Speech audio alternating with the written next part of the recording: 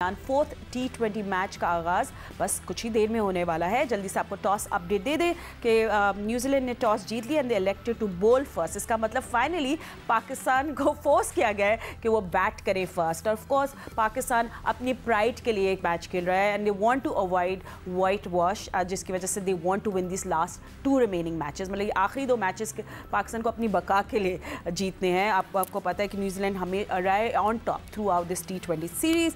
खैर एनीवे आपको पता है कि थर्ड T20 में तो फिन एलन का आई थिंक कहना चाहिए it was his T20 match. उन्हें ज़बरदस्त परफॉर्मेंस दिखाई एंड अपनी मास्टर क्लास दिखाई टू पाकिस्तान टीम। तो क्या आज पाकिस्तान के लिए कोई ऐसा कर पाएगा या नहीं? Interesting playing 11। आजम खान को ड्रॉप कर दिया गया है और पहले मैच पहली बॉल भी इस वक्त अभी फेंकी जा रही है। So we just go to Christchurch और आपको वहाँ की कुछ लाइव इमेजेस दिखाते हैं। Okay, save good catch.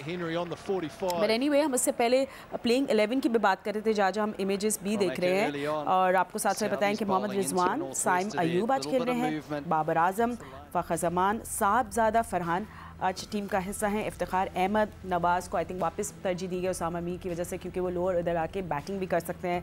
Shaheen Shah Afridi, Wasim junior, Haris Rauf, जिनका बड़ी फॉरगेटेबल सीरीज़ रही है मगर फिर भी उनको आज जगह दी गई है। जमान खान टीम का हिस्सा है, आज़म खान नहीं होंगे। खैर एनीवे हमारे एनालिस्ट हमारे साथ मौजूद हैं, तो उनसे हम लोग बात करते हैं और let's see what they have to say. मेरे साथ है former test cricketer Abdul Razzaq, former test cricketer Sikandar Bakht ने हमें ज्वाइन किया है and senior sports journalist Abdul Majid Bhatti. Actually Bhatti sahab सबसे पहले आपके पास आते हैं। इंटरेस्टिंग प्लेइंग 11 जब सुबह सुबह हमने देखा कि ये प्लेइंग 11 आज PCB ने अनाउंस की है, इतने सारे ओपनर्स। देखिए, जो आजम खान की पोजीशन थी वो तो पावर हिटर की पोजीशन थी। वहां हमने आजम खान को रिप्लेस कर दिया साहबजादा फरहान से। बेसिकली ओपनर है, विकेट कीपर है। तो मुझे स्ट्रेटेजी समझ में नहीं आ रही। आजम खान ने 3 मैचों में 22 रन बनाए, वो चौथे मैच में ड्रॉप हो गए। इफ्तिखार अहमद ने 3 मैचों में 29 रन बनाए। इफ्तिखार अहमद की पोजीशन अपनी जगह है। तो ये जो लाइकिंग डिसलाइकिंग है, मेरे ख्याल में अगर आपने कोई क्राइटेरिया रखना है तो सबके लिए क्राइटेरिया रखना होगा। इफ्तिखार अहमद का भी लंबा फेलियर है, उसका आप वर्ल्ड कप देख लें। वर्ल्ड कप में भी कोई एक्स्ट्राऑर्डिनरी परफॉर्मेंस नहीं है। एक मुझे याद पड़ रहा है, नेपाल के खिलाफ उन्होंने मुल्तान में एशिया कप में सेंचुरी बनाई थी। अदरवाइज इफ्तिखार अहमद को हम मुसलसल मौके दे रहे हैं। अगर आपको ड्रॉप करना था तो इफ्तिखार अहमद को ड्रॉप कर देते, एक यंगस्टर है उसको चौथा मैच भी दे देते।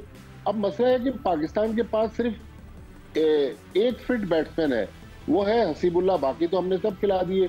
थोड़ी देर पहले जो अपडेट आई कि अभी भी अब्बास आफरीदी रिकवर नहीं कर सके,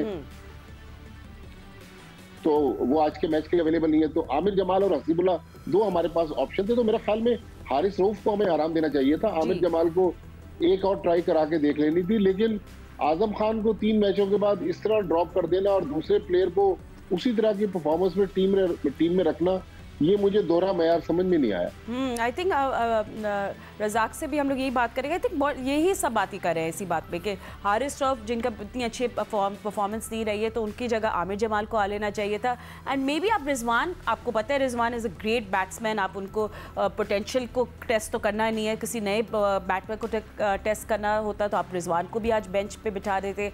तो ये कुछ लोगों को समझ नहीं आ रही आज की प्लेइंग 11। आपको आ रही है? डेफिनेटली फातिमा, बात तो वही है कि हम जिस चीज़ को ख़त्म करना चाह रहे थे वही चीज़ें शुरू हो गई हैं। और डेफिनेटली इसमें चेंजिंग जो बनती थी, हारिस रऊफ को बाहर करना चाहिए था और साइम अयूब को बाहर करके साहबजादा फरहान को खिलाते। तो ये मैं समझता हूँ ये अच्छी एक चेंज हो सकती थी। बाकी को आपके साथ ऑप्शन नहीं थी कोई भी, क्योंकि आप मुसलसल 3 मैचों में 2 विकेट के ऊपर खिलाते आ रहे थे। ठीक है, इसमें आपने एक ही विकेट के ऊपर रखा है। और बस ये है कि पाकिस्तान टीम का अब क्या बात कर सकते हैं। मेरे हिसाब से तो जो उन्होंने करना है वो कर रहे हैं और रिजल्ट पाकिस्तान के खिलाफ जा रहे हैं। अब इस चीज़ पे कोई नहीं देख। एंड सिक्कू, आई मीन सिर्फ आजम खान तो फैक्टर नहीं थे ना पाकिस्तान की लॉस का। आई अंडरस्टैंड कुछ चेंजेस भी करें, मगर आजम खान को ड्रॉप करना भी, I mean what were they thinking? अगर आप वाई नॉट इफ्तिखार को आप ड्रॉप कर देते, हारिस रऊफ को आप ड्रॉप कर देते, बट क्या, क्योंकि अब बहुत सारी अब इस बारे पे बातें होंगी, वाई आजम खान? यार देखो, हमारे पास चॉइसेस कुछ नहीं है। आजम खान जो है वो, अब मैं क्या कह सकता हूँ कि उसको अब इफ्तिखार भी फेल हो रहे हैं, मगर वो थोड़ा एक्सपीरियंस है। देखा जाए तो रिजवान ने भी कोई रन नहीं किए हैं, उनकी भी 50-60 रन है टोटल 3 मैचों में। देखा जाए तो साइम अयूब ने भी कुछ नहीं किया, एक मतलब हल्का सी झलक दिखाई है, उसके अलावा तो उन्होंने कुछ नहीं किया। फेलियर तो सारे ही हैं, सिवाय बाबर के कि उन्होंने 350 किए हैं, तो फेल तो सारे हो गए। ये भी पॉसिबिलिटी है कि कप्तान ने सोचा होगा ये आखिरी 2 मैच में अब मैं सारे एक्सपीरियंस प्लेयरों को खिलाऊं। अभी हारिस रऊफ की आप बात कर रहे हो उसको ड्रॉप करने की, तो Haris Rauf is experience player, वो काफी अच्छी बॉलिंग करते रहे हैं, मगर वाकई इस सीरीज में उन्होंने बहुत ही खराब बॉलिंग की है।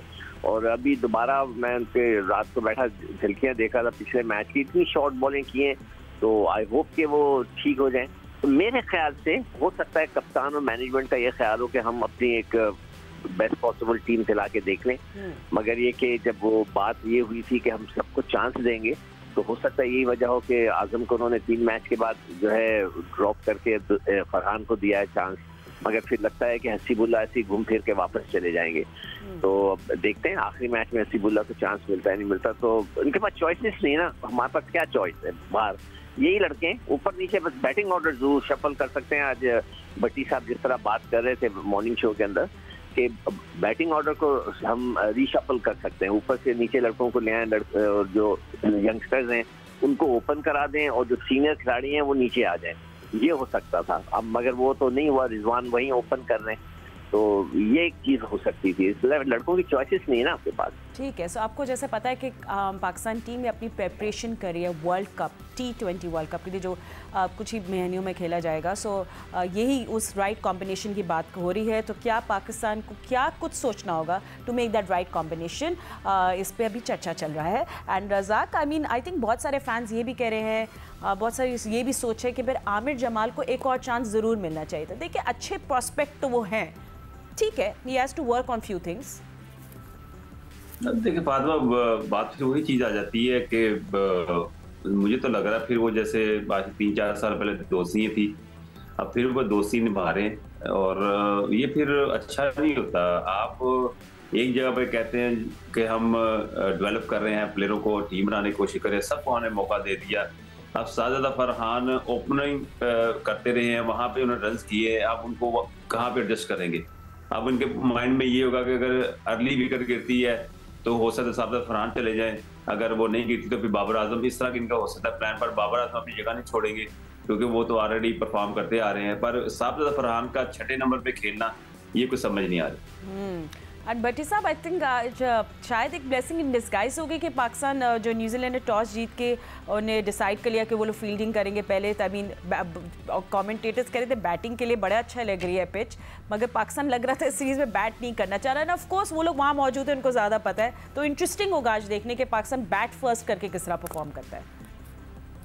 फातिमा, इस ग्राउंड पर शायद 7 जो T20 इंटरनेशनल हुए हैं, 6 वो टीम जीती है जिसने बाद में बैटिंग की है, तो वही चीज न्यूजीलैंड ने जहन में रखी है, और उन्होंने पाकिस्तान को फाइनली कहा है कि भाई आप आए और आप हमें टारगेट दें। हालांकि कॉनवे उनके जो ओपनर हैं उनको कोविड हो गया, वो नहीं खेल रहे हैं। सॉरी भट्टी साहब, आप प्लीज कंटिन्यू जरूर करिएगा, बट अभी पाकिस्तान की पहली विकेट गिर गई है, तो हम लोग जल्दी से लाइव इमेजेस दिखा रहे हैं। आई थिंक साइम अयूब है और let's C mid on pitch से कैच किया था, बट आई थिंक ये साइम अयूब आउट हुए हैं क्योंकि हम लोग साथ साथ मैच भी देख रहे हैं। ठीक है, साइम अयूब जो बिल्कुल दैट वाज साइम अयूब जो 1 रन बनाकर आउट हो गए, बट डैरिल मिचेल थे, मैंने देखा उनको कैच पकड़ते हुए एंड थोड़ा स्ट्रगल किया, but in the end it was all safe. खैर एनीवे, पाकिस्तान का स्कोर है 5 runs with loss of 1 wicket. खैर एनीवे, जी भट्टी साहब आप कंटिन्यू ज़रूर करिएगा, मैंने स्कोर अपडेट देना था। मैं यही कह रहा था फातिमा कि इस ग्राउंड का जो रिकॉर्ड है वो यही है कि चेज यहाँ पर अच्छा होता है, तो न्यूजीलैंड ने इसी चीज को सामने रखा है। और फिर देखिए, न्यूजीलैंड और जो दुनिया की इस तरह की दूसरी टीमें वो हार से नहीं डरती, वो एक्सपेरिमेंट करती रहती है। क्योंकि पहले 3 मैचेस में उन्होंने पहले बैटिंग की थी, तो इस बार उन्होंने कहा कि चले वर्ल्ड कप का साल है, हम टारगेट चेस करके भी देखें। हालांकि उनके 2 बैट्समैन, जिस तरह मैंने कहा, आज कॉनवे नहीं खेल रहे, केन विलियमसन नहीं खेल रहे, उसके बावजूद वो चेस पर गए। लेकिन अब देखिए, पाकिस्तान ने वर्ल्ड कप से पहले 17 मैचेस खेलने थे, 3 मैच गुजर गए, एक मैच आज का भी अगर आप शामिल कर लें, तो अब ये कॉम्बिनेशन अभी तक तो बनता हुआ नजर नहीं आ रहा। उसके बाद फिर हमने होम ग्राउंड पर 5 मैच खेले न्यूजीलैंड के खिलाफ, फिर आयरलैंड में शायद 2 मैचेस हैं, उसके बाद फिर पाकिस्तान इंग्लैंड में 4 मैचेस खेलेगा। तो वर्ल्ड कप से पहले शाहीन शाह अफरीदी खुद भी स्ट्रगल कर रहे हैं। ये जो मोहम्मद हफीज का जो डायरेक्टर बनने का फैसला है, जो हमें इत्तलात है कि मिनिस्ट्री ने पाकिस्तान क्रिकेट बोर्ड को यही कहा है कि भाई आपने जितने डिसीजन लिए हैं उनको अभी आप रिन्यू नहीं कर सकते। तो अब हफीज का जो कॉन्ट्रैक्ट है पीसीबी के साथ वो भी खतरे में है। पहले तो पीसीबी के अपने मामलात जो हैं वो ठीक होने, उनमें हफीज का अगर कॉन्ट्रैक्ट रिन्यू नहीं होता तो कल हमने देखा कि 3 फॉरेनर्स जो थे वो रिजाइन करके चले गए। तो हमारे यहाँ ये जो मैनेजमेंट में चेंजेस है, इससे भी हमारे क्रिकेट इफेक्ट कर रही है। नहीं, एब्सोल्युटली हमेशा हम लोग देख रहे होते हैं कि कुछ ना कुछ चेंज आ रही होती हैं। बट खैर अभी हम लोग भी ये बात कर रहे थे सिको, and will come back to the match Saim Ayub की कि यू नो कहीं कहीं हमें ये लग रहा था कि क्या what were the good things, कि फायर पावर की ग्लिम्पसेस किसने दिखाई हमारे लिए, वो कौन यू नो हमारे लिए फिन एलन कौन हो सकता है। तो थोड़ी ग्लिम्पसेस दिखाई थी साइम अयूब ने, but today again he couldn't do it. नहीं फातिमा, अभी मैं बैठ के एक बॉल देख रहा था। साइम अयूब का बल्ला बिल्कुल सीधा हो गया। हम क्रिकेट में जब कहते हैं कि बल्ला सीधा होने का मकसद है कि आप डिफेंसिव हो गए। आज साइम अयूब ने एक शॉट मारने की कोशिश नहीं की। जो बॉल उनको सामने भी मिले हैं कि उठा के वो मिड ऑफ या मिड ऑन के ऊपर से मार सकते हैं, जिस तरह के उनका खेलने का स्टाइल है, उन्होंने नहीं खेला। इसका मतलब है या तो उनको कहा गया है या उन्होंने सोचा, या उनका जो भी जो होता है ना, एक कोई ना कोई उनका वो होगा जो उनको मोटिवेट करता होगा, जो उनका कोच होगा, उसने बोला भाई अपना गेम खेलो, 50 करो अपने। तो वो बिल्कुल ही बल्ला सीधा करके अभी वैसे कर क्या रही थी कि वो कट, मतलब ये ट्राई टू कट लूज और क्या मतलब कुछ भी नहीं। वो गेंद पढ़ के देखें, हमारा बॉलर जो है, जो मैं डे 1 से कह रहा हूँ कि स्विंग करना भूल गए। हमें स्विंग करना चाहिए ना, वो स्विंग ही नहीं कर रहे। वो इसने आके स्विंग किया, वो उनका मतलब है कि उन्होंने एज कर दिया, सीधा स्लिप में गेंद चला गया, कुछ भी नहीं किया।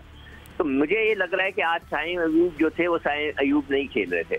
और मैं अभी भी ये समझता हूँ कि वो जो भट्टी साहब ने बात की थी कि हमें यंगस्टर्स को ऊपर करके ना ये सारी सीनियर खिलाड़ियों को नीचे ले आते, तो देखते तो यंगस्टर्स को पूरा खुल के मौका तो देते कि यार जाओ खेलो, ओपन हो तो ओपन करो, 1 डाउन जाओ। शायद उसमें कुछ हमें फर्क नजर आ जाता, इसलिए कि वैसे तो कुछ नजर नहीं आया। तो मुझे थोड़ा साइम अयूब ने आज डिसअपॉइंट कर दिया कि वो अपना गेम भूल गए और डिफेंसिव हो गया, बल्ला सीधा कर दिया। और रज़ाक, आपको भी ये लग रहा है कि साइम अयूब थोड़े से डिफेंसिव हो गए थे और अपनी नेचुरल गेम नहीं खेले? देखिए फातिमा, पता है क्या, साइम अयूब को ड्रॉप करना चाहिए था। उसका जिस तरह की परफॉर्मेंस 3 मैचों में दे चुके थे, उनका नहीं बनता था खेलना। समटाइम प्लेयर खुद भी चाह रहा होता है कि ये मैच मैं ना खेलूंगा, आप उसको खिला देते हैं। और आपको पता है न्यूजीलैंड में जो टीम टॉस जीतती है, पहले बॉलिंग इसलिए प्रेफर करती है कि वहाँ की पिचों में थोड़ा मॉइस्चर होता है, गीली होती है पिचे, और वहाँ पे 140 वाला तंग करता है। जैसे कि सऊदी ने पहला ओवर किया, उसकी पेस इतनी ज्यादा नहीं है, वो मैनेज हो गया। अब वहाँ पे उन्होंने हेनरी को लेके आए तो उनका बॉल लगने के बाद बाहर निकला और स्लिप लग गई। तो ये न्यूजीलैंड की पिचों में ऐसे होता है। पर हमने जो पाकिस्तान ने बॉलिंग की है टॉस जीत के, वो अच्छी बॉलिंग नहीं की। इस वजह से पाकिस्तान जो है वो ज्यादा रन दे गया, और फिर जो एलन थे वो अच्छा खेले। तो वह यहाँ की पिचों पे यहाँ पे है। और सैम की जगह अगर साबित फरहान ओपन करते और सैम ड्रॉप होते तो ये ज्यादा अच्छा होता।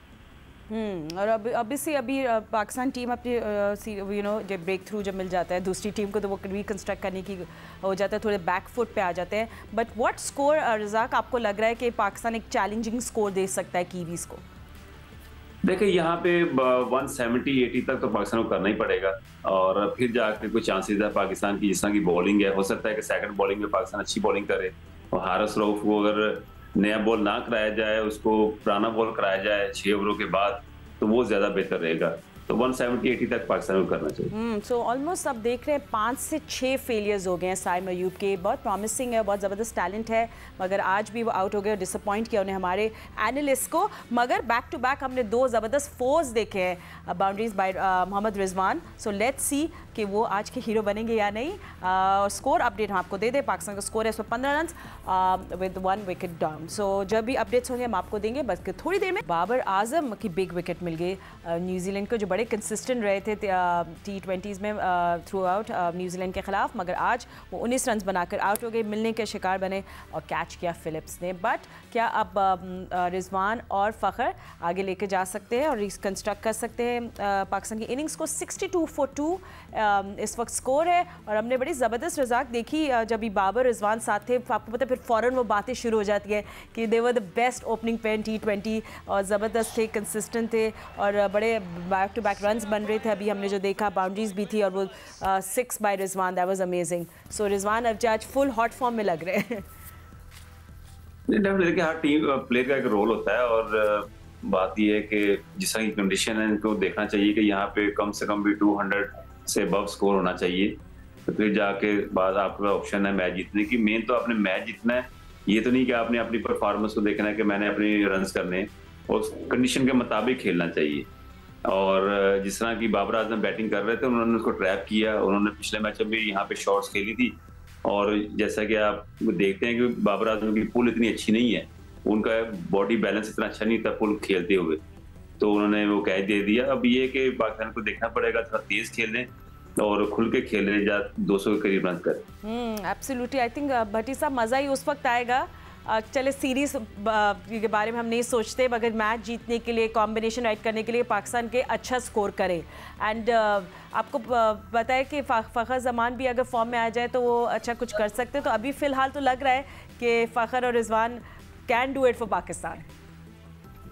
फातिमा, लेकिन उनको स्पीड बढ़ाना पड़ेगी। देखें तकरीबन 11 ओवर रह गए और 63 रन रह गए और फिर सारा गेम जो है अब पाकिस्तान के बॉलरों के हाथ में है कि अगर पाकिस्तान 180-190 रन करता है तो क्या हमारी बॉलिंग उनको रिस्ट्रिक्ट करेगी?